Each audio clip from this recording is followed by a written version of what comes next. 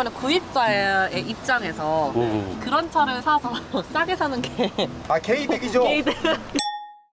네, 또 앞쪽에도 또 교환 이력이 있나요? 어때요? 지금 제가 봤을 때는 모르겠어요. 직접 보시기에도 광이 죽지 않았어요. 전문 용어로 칠이 빨렸다라고 하는데요. 광택을 낸다고 해서 살릴 수 있는 게 아니에요. 보통 중고차 하시는 분들이 네. 여기 있는 너트 자국 가지고 아, 본네트를 탈거했네.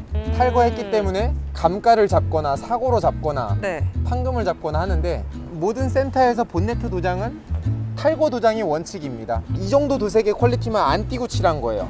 이게 안 띄고서 도색을 하면은 스프레이 흡기를 잡고선 여기서 이렇게 사람이 뿌린다라는 게 좀 쉽지 않겠죠. 네. 이게 워낙에 패널이 넓어서. 그래서 탈거 도장을 원칙으로 하고 있는데 네. 이것 때문에 감가를 때리는 게 굉장히 좀 아쉽고요. 대표님, 예.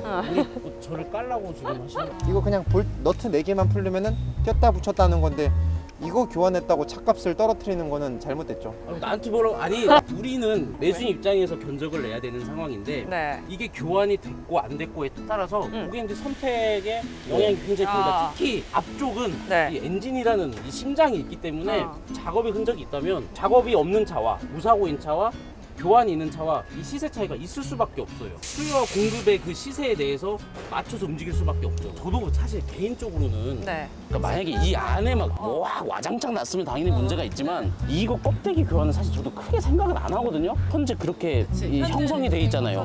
형성이 되어 있기 때문에 어쩔 수 없습니다. 작업이 들어가면 우리는 감가를 해야 돼요. 어이가 없죠. 저희는 정비소 입장이잖아요. 네. 손님들이 저희한테 요구해요. 본네트 안 띄면 안 될까요? 나중에 감가 방어가 안 되니까. 그러면 저희는 작업할 때 무조건 띄어야 됩니다. 본네트 트렁크는 무조건 띄고 작업합니다 라고 얘기를 하는데, 뭐 롤스로이스가 들어와도 뭐 예외 없습니다. 무조건 띱니다. 근데 실질적으로 너트 4개 풀렀다가 조이는 건데, 이제 하나의 의견을 내면 네. 두 분 다 네. 뼈대가 고장나지 않는 이상 네. 이렇게 겉면에 이 본네트 요 정도는 괜찮다 이 말이잖아요. 당연하죠. 당연히 괜찮다. 네. 그러면 구입자의 입장에서 그런 차를 사서 싸게 사는 게 아, 개이득이죠. 게이드.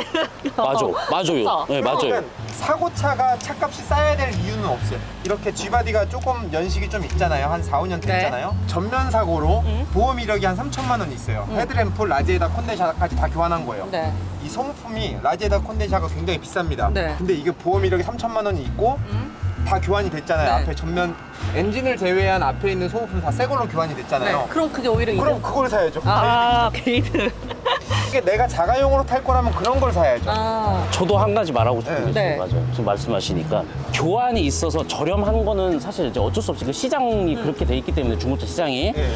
이 문제점이 뭐냐면 네. 교환이 있으면 교환이 없는 차보다 저렴하게 판매가 돼야 되는데 네. 가격이 이제 뭐 오히려 더 비싸게 판매가 되거나 똑같은 가격에 판매가 돼서 중고차 딜러인 입장에서는 그걸로 인해서 우리가 이제 이미지가 좀 문제가 있는 이게 거거든요. 눈탱이 맞았나요? 그렇죠, 눈탱이. 예. 교환이 있어서 무사고 시세보다 저렴하게 사는 거는 저도 정말 추천. 추천.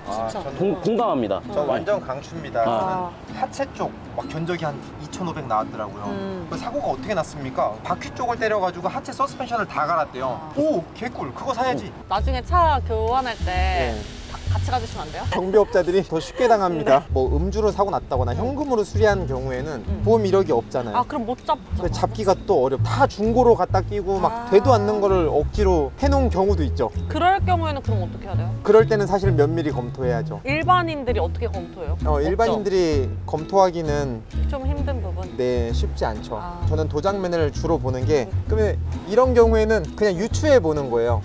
그러면은 그런 거를 어떻게 유추를 할 수가 있어요? 어떻게 도장이 어떻게 바뀌었고 이런 거를 일반 사람들이 어떻게 찾아낼 수가 있죠? 저는 제가 봐도 지금 색깔도 다르고요. 난 모르겠어. 여기 이 중고차 딜러가 그런 기준으로 좀 편하게 보는 방법은 뭐가 있냐면 네. 그냥 꼼꼼히 보는 거. 진짜로 티가 나거든요. 대표님처럼 전반적으로 대충 훑어봤을 때 틀리다는 거는 사실 저도 이 중고차 일을 20년 넘게 했지만 그렇게 바로 나오진 않아요. 역시. 하지만 저는 가까이서 보면 이제 티가 납니다. 예를 들면 고무 부분 보면 칠이 여기가 그지 않아요?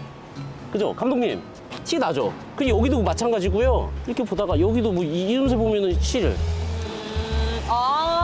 네. 그리고 정말 여기도 꼼꼼히. 여기도 그러니까 작업을 이 변 대표님처럼 확실하게 해주시는 작업은 사실 저도 여고 아니고서는 찾을 수가 없을 것 같고 차를 매각하기 위해 내가 그냥 겉만 포장하는 그렇죠. 그런 느낌. 손해를 들 보기 위해서 미수선으로 수리비를 받고 저렴하게 수리해서 그냥 그럴싸하게. 포장만 하는. 네, 그렇죠.